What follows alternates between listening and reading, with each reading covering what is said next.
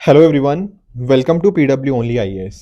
दोस्तों, स्वागत है आप सभी का इकोनॉमी दिस वीक के अंदर, जहां पर हम 3 दिसंबर से लेकर 9 दिसंबर के बीच में जो कुछ इंपॉर्टेंट इकोनॉमी के रिगार्डिंग करंट अफेयर्स थे उनको हम डिस्कस करेंगे। चलिए स्टार्ट करते हैं। देखो, पहला तो मुद्दा हम कौन सा डिस्कस करेंगे। फर्स्ट हमारा टॉपिक रहेगा विद रिगार्ड्स टू आपकी जो मॉनेटरी पॉलिसी है। समझते हैं कि आखिर ये मॉनेटरी पॉलिसी वाला मुद्दा है क्या। दोस्तों, आप सभी जानते होंगे कि जैसे फॉर एग्जांपल आप जानते हैं रेपो रेट के बारे में। अब ये रेपो रेट क्या होता है? रेपो रेट बेसिकली वो रेट होता है जिस रेट के ऊपर आपका जो रिजर्व बैंक ऑफ इंडिया है वो बैंकों को पैसा लेंड करता है। अगर मान लो ये रेट बढ़ा दी जाए, यानी कि रेपो रेट इंक्रीज कर दिया, तो क्या होगा? उसकी वजह से क्या होता है ना कि बैंकों को जो उधार मिल रहा था, पैसा जो मिल रहा था आरबीआई से, वो महंगे रेट के ऊपर मिलेगा। एंड बैंकों को अगर महंगे रेट के ऊपर मिलेगा तो कहीं ना कहीं जो फाइनल कस्टमर्स होंगे उनके लिए वो महंगा हो जाएगा। और अगर कस्टमर को लोन मिल रहा है महंगे रेट के ऊपर, तो कस्टमर पसंद नहीं करेंगे लोन लेना। तो अगर आरबीआई को ऐसा लगता है ना कि यार कस्टमर्स के हाथों में पैसा ज़्यादा नहीं देना, तो कहीं ना कहीं वो आरबीआई क्या करता है, रेपो रेट को बढ़ाता है।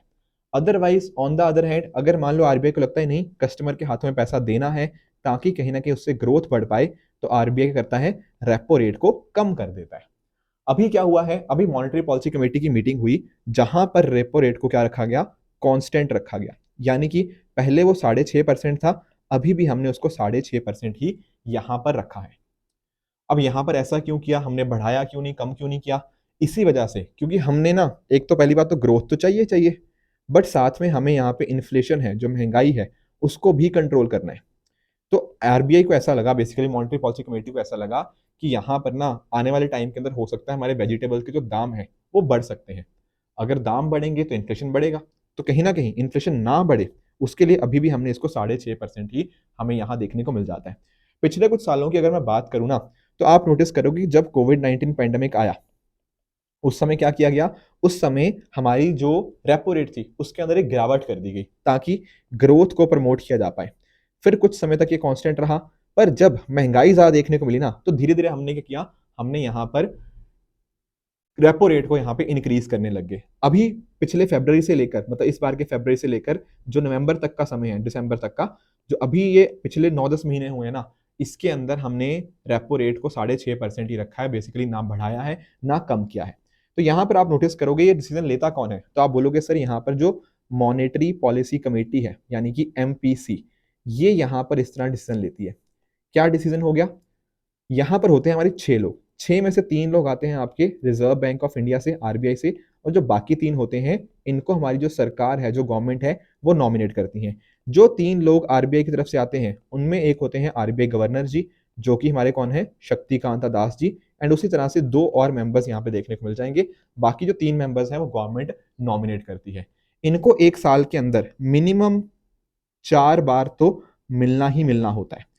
मिल ज्यादा टाइम भी मिल सकते हैं, but they have to meet a minimum of 4 times. Generally होता क्या है, वो 6 टाइम मिलते हैं, पर मिनिमम इनको 4 बार मिलना जरूरी होता है। इनका काम क्या है? काम यही है कि हमारी जो महंगाई है, जो इन्फ्लेशन है, उसको 4 ± 2 यानी कि 2 से 6% के बीच में यहाँ रखा जाए। 6 अपर टॉलरेंस लिमिट होगी, 2 आपका लोअर टॉलरेंस लिमिट हमें यहाँ पे देखने को मिल जाती है। सर, कल को फैसले लेने हो तो कैसे लिए जाते हैं? They are taken on the basis of majority. जैसे मान लो अगर 4 लोग किसी चीज के फेवर में हैं और 2 अगेंस्ट हैं, तो मेजोरिटी क्या हुई? मेजोरिटी हुई है 4 लोग, तो इनकी बात यहाँ पे मान ली जाएगी। पर लेट से अगर टाई हो जाता है, तो टाई वाले केस के अंदर क्या होता है, हमारे जो आरबीआई गवर्नर होते हैं उनके पास हमें एक कास्टिंग वोट देखने को मिल जाएगा। अब क्योंकि आरबीआई गवर्नर के पास कास्टिंग वोट होता है, तो वो जो बात कहेंगे फिर फाइनली उस चीज को मान लिया जाएगा। इस कमेटी का गठन हुआ था 2016 के अंदर, ताकि कहीं ना कहीं ना एक मल्टी मेंबर बॉडी, यहाँ पे 6 लोग मिलकर यहाँ पे डिसाइड कर रहे हैं कि हाँ यार, कि हम इन्फ्लेशन को कंट्रोल करें, 2 से 6% के बीच में यहाँ पे रखने की कोशिश यहाँ पे की जाती है। तो ये कुछ बातें हमें पता होनी चाहिए कि हाँ, रेपो रेट सेम रहा है तो अकॉर्डिंगली चीजें इस तरह से ये चीज वर्क करती है। इसके अलावा भी अगर मैं आपको बात करूं ना, तो कुछ यहाँ पे जो मॉनेटरी पॉलिसी कमेटी की मीटिंग थी, फिर जो आरबीआई गवर्नर जी की स्टेटमेंट हुई, उसमें उन्होंने क्या बताया? उन्होंने बताया कि आने वाले समय के अंदर, यानी कि फाइनेंशियल ईयर 2024 के लिए, हम ऐसा मान रहे हैं कि जो हमारी महंगाई रहेगी वो 5.4% रहेगी। अब आप बोलोगे सर ये तो ठीक है, 2 से 6% वाली रेंज के अंदर है, बिल्कुल ठीक बात है, पर कोशिश तो 4% की रखनी चाहिए ना। तो 4% से तो ज्यादा ही देखने को मिलेगी, 6% से ज्यादा नहीं है, बट कहीं ना कहीं 4% से ऊपर ही हमें यहाँ पे देखने को मिल रही है। इसके अलावा पिछले दिनों हमने देखा था कि जो हमारी जीडीपी ग्रोथ रेट है वो भी अच्छी खासी आई थी, ठीक है ना। तो इस वजह से यहाँ पे इन्होंने बताया है कि 2024 के फाइनेंशियल ईयर के लिए हमें ऐसा लग रहा है कि हमारी जो ग्रोथ रेट होगी ना वो 7% होगी। पहले इन्होंने बोला था कि इस साल के लिए 24 के लिए हमारी ग्रोथ रेट 6.5% रहने वाली है, पर इन्होंने एक अपवर्ड इसको यहाँ पे अपवर्ड इंक्रीज किया है, जहां पर बताया गया कि एस्टिमेटेडली अब हमारी ग्रोथ कितनी रहने वाली है, 7% रहने वाली है। एक इंपॉर्टेंट मुद्दा यहाँ पे ये भी था कि जो होती है हमारी यूपीआई, आप जानते हो यूनिफाइड पेमेंट इंटरफेस, आप यूपीआई के माध्यम से बहुत सारी चीजें करते हो। कभी दुकानदार को पैसे पे करने होते हैं, दूध वाले को पैसे पे करने होते हैं, सब्जियां वालों को भी आप यूपीआई के थ्रू माध्यम से आप पैसे पे करते हो। तो एक्चुअली में पता क्या था, अभी तक जो हमारी ट्रांजैक्शन लिमिट चली आ रही है वो होती है कि आप एक दिन के अंदर ना 1 लाख रुपए तक की ट्रांजैक्शन कर सकते हो। देखो कुछ एक कैटेगरीज के अंदर ये लिमिट 2 लाख भी थी, ठीक है ना। जैसे फॉर एग्जांपल म्यूचुअल फंड्स के ऊपर हो गया, क्रेडिट कार्ड की पेमेंट हो गया, या ईएमआई वगैरह के ऊपर ये लिमिट 2 लाख थी कि 2 लाख तक आप एक दिन में यूपीआई ट्रांजैक्शन कर सकते हो। पर जनरली बाकी ज्यादा प्रोडक्ट्स के ऊपर ये 1 लाख ही हमें देखने को मिल रहा था। पर अभी पता क्या हुआ है, अभी बहुत सारे सेक्टर्स के ऊपर क्या कर दिया गया है, इसको बढ़ा दिया गया इस लिमिट को। स्पेशली अगर मैं बात करूँ ना, मान लो आपको अपने स्कूल की फीस, स्कूल नहीं अपने एजुकेशन इंस्टीट्यूशन की आपको फीस वगैरह पे करनी है, या फिर बाकी और पर्पसेस के लिए आपको कुछ हॉस्पिटल के बिल्स वगैरह देने हैं, तो वहां पर पर्पसेस के लिए ना इस लिमिट को बढ़ाकर 5 लाख कर दिया गया है।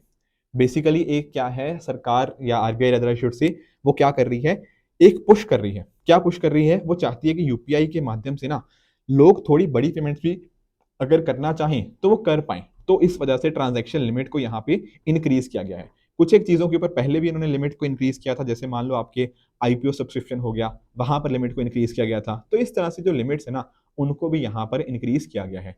पर पूरी की पूरी जो प्रेस कॉन्फ्रेंस थी उसके अंदर शक्तिकांता दास जी ने यही बोला है कि आने वाले टाइम के अंदर अनसर्टेनिटी हो सकती है। पिछले 3-4 सालों में भी बहुत अनसर्टेनिटी रही है, आगे भी हम देख सकते हैं। तो हमारा इन्फ्लेशन के ऊपर ध्यान डेफिनेटली होना ही होना चाहिए, ताकि अगर कैसा भी इशू आए हम उसको यहाँ पे अच्छे से टैकल कर पाए।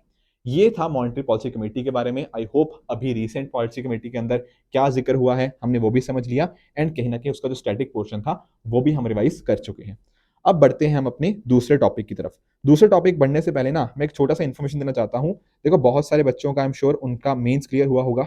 अब मेंस के बाद उनको जरूरत है इंटरव्यू के लिए पूरी तरह से अपने आप को रेडी कर लेने की। एंड डेफिनेटली हमारी जो पीडब्ल्यू ओनली आईएएस की टीम है वो हमेशा आपके साथ रेडी है, ताकि इस पर्टिकुलर कदम पर भी आपका साथ दिया जा पाए।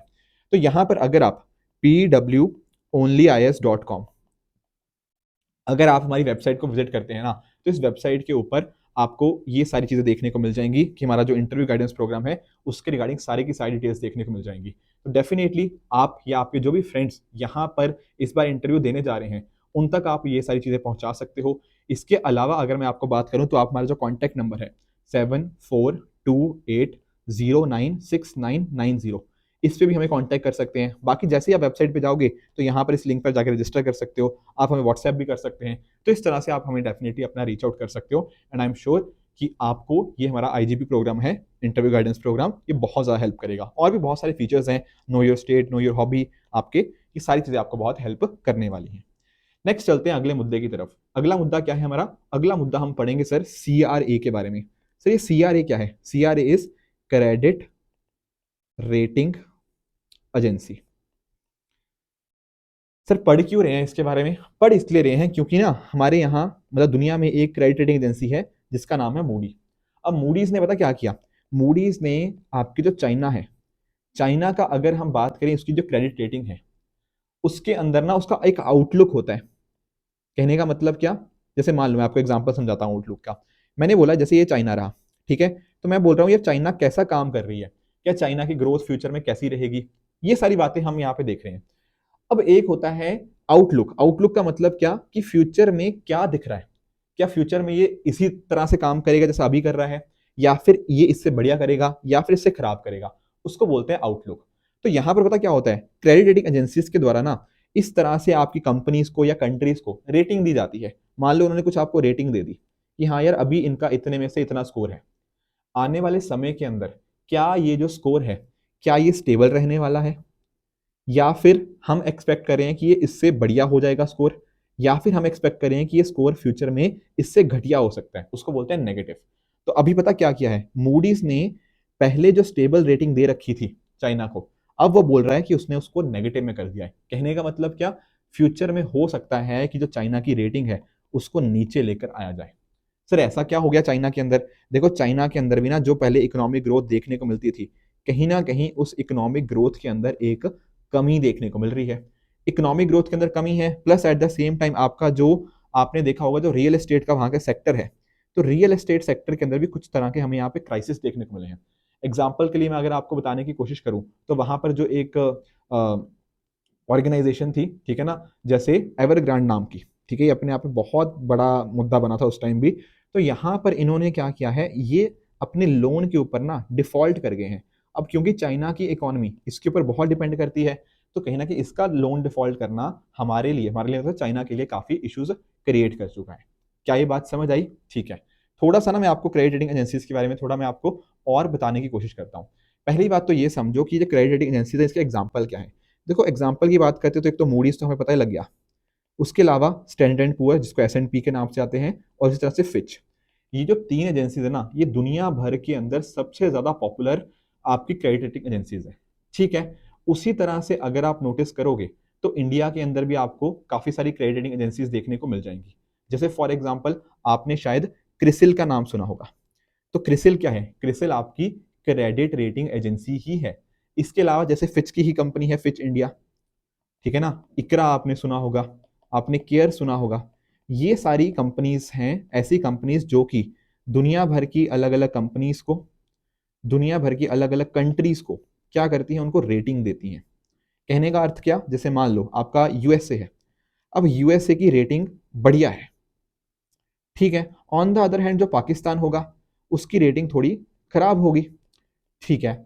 अब जब मैं ना, मान लो अब ना क्या होता है, जस्ट एक एग्जांपल, मान लो यूएसए को लोन चाहिए कहीं से, यूएसए को पैसा रेस करना है, तो यूएसए को ना पैसा रेस करना आसान होगा, इसको पैसा रेस करना इजी होगा। आप बोलोगे सर इजी क्यों होगा? अरे क्योंकि इसकी रेटिंग अच्छी है। तो इसका मतलब ये है ना कि कल को आपने इस बंदे को उधार दे भी दिया, ये बंदा आपके पैसे रिटर्न करेगा ही करेगा। तो अगर आप एक किसी सेफ बंदे को पैसा दे रहे हो तो कहीं ना कहीं उसको जो इंटरेस्ट रेट आपको चुकाना पड़ेगा वो इंटरेस्ट रेट कम होगा। पर अगर मान लो मैं आपको बोलूं कि यार आप पाकिस्तान को उधार दो, आप बोलोगे मैं पाकिस्तान को तभी उधार दूंगा जब पाकिस्तान बदले मुझे 10% इंटरेस्ट रेट देगा। यूएसए को आप शायद 2% पे भी दे दोगे। रीजन क्या है कि जिसकी इकोनॉमी ज्यादा स्टेबल है, ज्यादा स्ट्रांग है, वहां पर उसकी रेटिंग ज्यादा होगी, उसकी रेटिंग ज्यादा होगी तो कॉरेस्पॉन्डिंगली उसको पैसा रेस करना, कॉस्ट ऑफ बोरोइंग, वो कहीं ना कहीं अपने आप एक कम देखने को मिल जाती है, वो आराम से पैसा रेस कर सकता है। तो चाइना के साथ जो अभी करा जा रहा है मूडीज के द्वारा, कहीं ना कहीं हो सकता है चाइना को आगे फ्यूचर में पैसा रेस करने में थोड़ी दिक्कत आए, या फिर महंगे रेट के ऊपर उसको यहाँ पे पैसा रेस करना पड़े। तो ध्यान में रखने वाली बात यह है कि जो आपकी क्रेडिट रेटिंग एजेंसीज होती है ना, ये रेगुलेट किसके द्वारा करी जाती हैं? They are regulated by SEBI, securities and exchange board of India. पिछले चैप्टर्स के अंदर, पिछले लेक्चर्स के अंदर हमने सेबी के बारे में भी अच्छे से पढ़ा था। कई बच्चे ना क्रेडिट रेटिंग एजेंसी और आपके क्रेडिट इंफॉर्मेशन कंपनीज, इनके बीच में कंफ्यूज हो जाते हैं। देखो आपको बिल्कुल भी यहाँ पर कंफ्यूज नहीं होना है। क्रेडिट रेटिंग एजेंसीज तो मैंने आपको समझा ही दिया कि ये आपकी कंपनीज हो गया या कंट्रीज, उनको यहाँ पे रेट करती हैं। पर जब मैं बात करता हूँ क्रेडिट इंफॉर्मेशन कंपनीज की, ये क्या करती हैं? ये इंडिविजुअल बोरोस के साथ इनका काम होता है।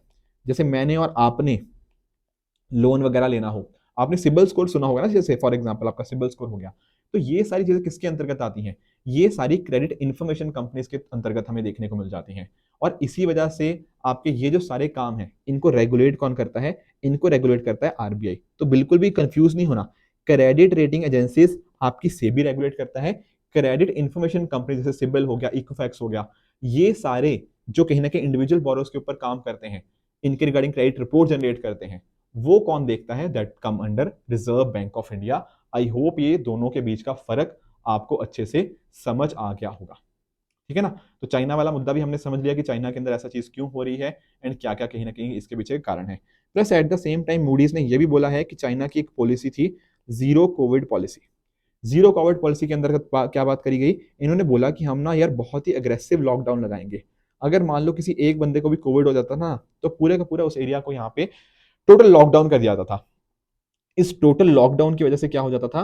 चाइना की जो इकोनॉमिक एक्टिविटी थी वो नेगेटिवली इंपैक्ट हुई, एंड इससे आपकी जो चाइना की इकोनॉमी है वो हमें उसके अंदर वो ग्रोथ नहीं देखने को मिली जो हमें देखने को मिल सकती थी और दूसरा तो मैंने आपको रियल एस्टेट सेक्टर के बारे में तो जानकारी दे ही दी।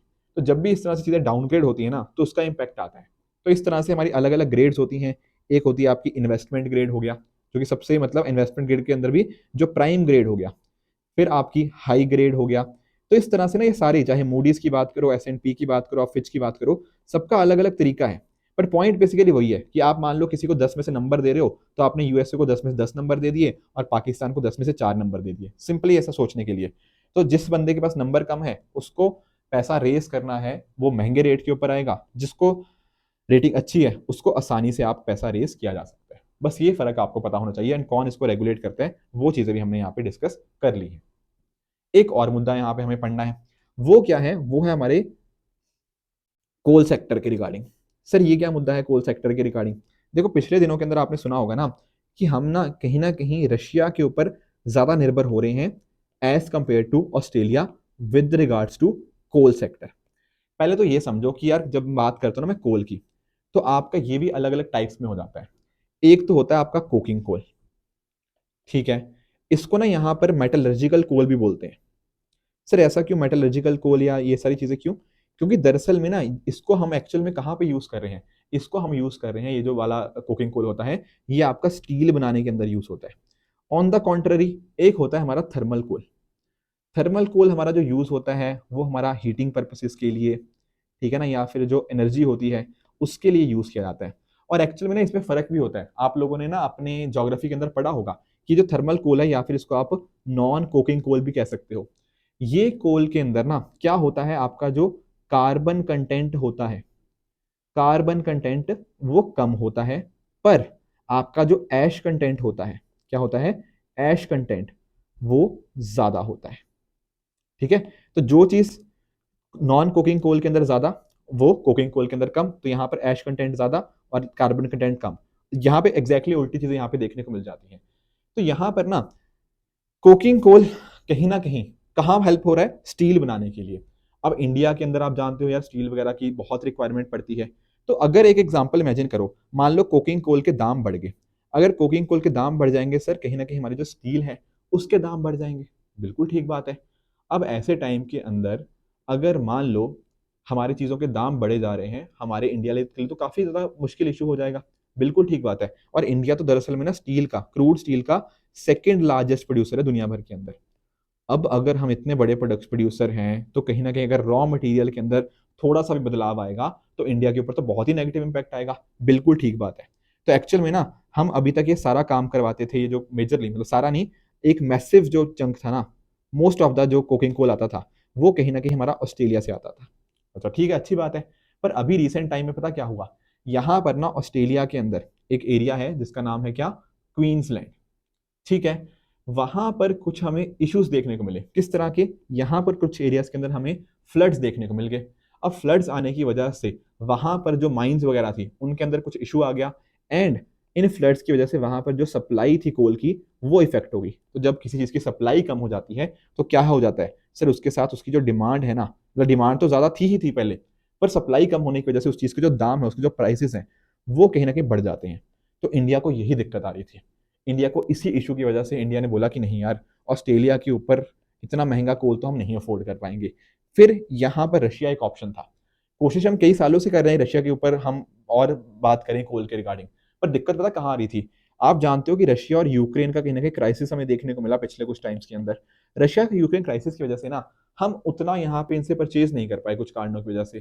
पर अब पता क्या हुआ है, बहुत सारे जो रशियन प्रोड्यूसर्स हैं वो कोशिश कर रहे हैं कि हम ना अगर रुपी के अंदर ही ट्रेड कर लें, यानी कि इंडिया अगर रुपी के अंदर ही पेमेंट कर दे इस कोल के लिए, तो इंडिया के लिए भी फायदा, रशिया के लिए भी फायदा।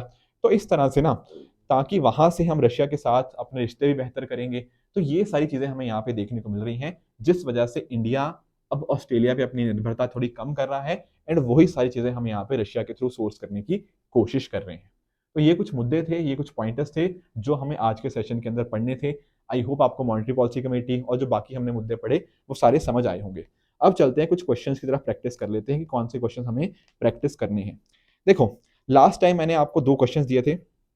एक था कि इनमें से अगर हमें करंट अकाउंट डेफिसिट को कहीं ना कहीं कम करना है, ठीक है ना, तो उसके अंदर हम क्या क्या चीजें यहाँ पे कर सकते हैं। देखो समझने की कोशिश करना, यहाँ पर पहला बात कह रहा है कि अगर हम अपनी डोमेस्टिक करेंसी को डी वैल्यू कर दें, द आंसर इज करेक्ट। जब भी हम मान लो हमारी पहले $1 = 40 है और मान लो हमने $1 = 80 कर दिया, तो होता पता क्या है, इंटरनेशनल मार्केट के अंदर हमारे जो प्रोडक्ट्स होते हैं वो थोड़े सस्ते हो जाते हैं। अब प्रोडक्ट सस्ते हो जाएंगे तो उनकी डिमांड ज़्यादा होगी, डिमांड ज़्यादा होगी तो हमारा एक्सपोर्ट ज़्यादा होगा, एंड कहीं ना कहीं इससे हम करंट अकाउंट डेफिसिट को डेफिनेटली कम कर सकते हैं। पहली बात तो बिल्कुल ठीक है। दूसरा कह रहा है आप एक्सपोर्ट सब्सिडी के अंदर रिडक्शन कर दीजिए, नहीं, एक्सपोर्ट सब्सिडी बढ़ानी पड़ेगी यार, कम करोगे तो कहीं ना कहीं एक्सपोर्टर्स कैसे इंस्पायर होंगे, नहीं हो पाएंगे ना। तो इस वजह से सेकंड स्टेटमेंट गलत है। तीसरा कह रहे हैं कि आप एफडीआई वगैरह इनको यहाँ पे सूटेबल पॉलिसीज अडॉप्ट करो। देखो वैसे तो एफडीआई पॉलिसीज क्या होती हैं, जो एफडीआई होता है आपका वो कैपिटल अकाउंट के अंदर आता है, पर जैसे ही आपने अच्छा एफडीआई मतलब के लिए पॉलिसीज बनाई, उससे कहीं ना कहीं आपका प्रोडक्शन इंक्रीज होता है एंड वो आपको हेल्प करेगा करंट अकाउंट डेफिसिट को टैकल करने के लिए। तो दरअसल में ना तीसरा भले ही एफडीआई आप बोलोगे कैपिटल अकाउंट के अंदर आता है, पर इनडायरेक्टली बिल्कुल हेल्प कर रहा है। और वैसे भी आपके पास कोई ऑप्शन है नहीं जो ओनली वन के है, तो 1 and 3 is the correct answer in this case.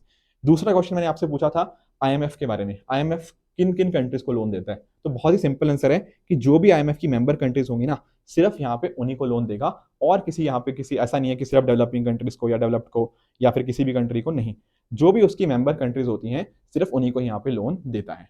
अब आज का आपका होमवर्क क्या रहेगा, पहला होमवर्क आपका है ये जो आपकी गवर्नमेंट सिक्योरिटीज के रिगार्डिंग क्वेश्चन है, आरबीआई के रिगार्डिंग।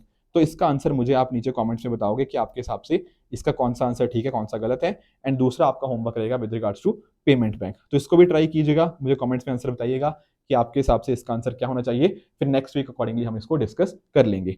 इसके साथ ही ना आप में से बहुत सारे स्टूडेंट्स ने मेरे से पूछा था कि सर अगर मान लो आपके साथ हमें कनेक्ट होना हो, ठीक है, अगर आपके साथ मान लीजिए हमें कनेक्ट करना हो तो हम कहाँ पे कर सकते हैं। तो देखो उसके लिए ना मैं आपको यहाँ पे अपने टेलीग्राम चैनल का लिंक दे देता हूँ। ये मेरा टेलीग्राम चैनल है, ऋषभ शर्मा सर पीडब्ल्यू, ठीक है ना। आप इस पर्टिकुलर जो आपके सामने इसको स्कैन भी कर सकते हो, तो वहां पर जाके भी आप टेलीग्राम के साथ जुड़ सकते हो। मैं बहुत सारे एमसीक्यूज वहां पे पूछता रहता हूँ ताकि आपके साथ एंगेज रहूँ, आपकी प्रेपरेशन को और बेहतर बना पाऊँ।